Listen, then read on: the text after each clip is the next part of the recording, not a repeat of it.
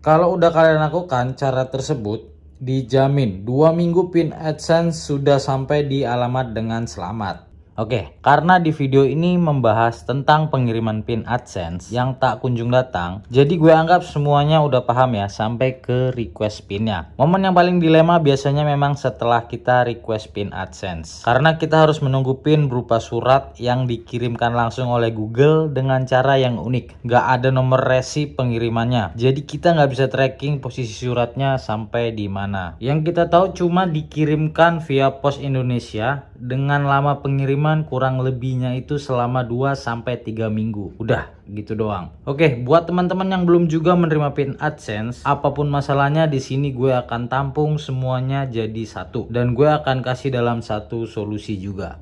Jadi ketika pertama kali request pin, kalian langsung tentukan 3 minggu ke depan. Itu maksimal. Kalau 3 minggu nggak datang, kalian coba cek ke kantor pos terdekat yang biasa menerima dokumen dari Google. Karena setahu gue, nggak semua kantor pos nerima dokumen ini.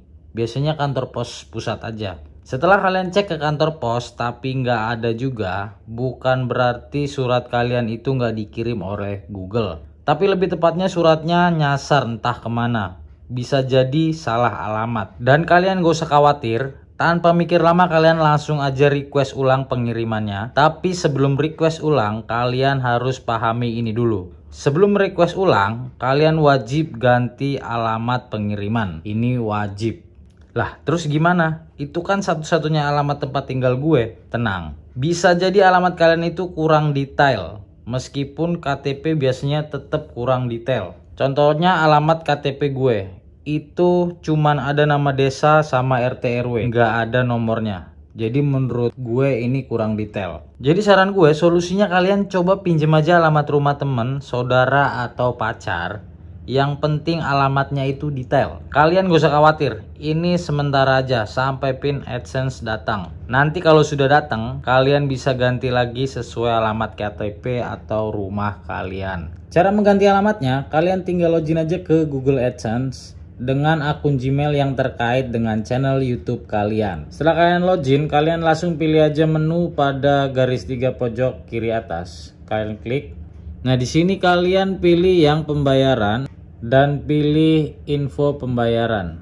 Kalian scroll ke bawah, lalu pilih yang setelan. Di situ ada kelola setelan.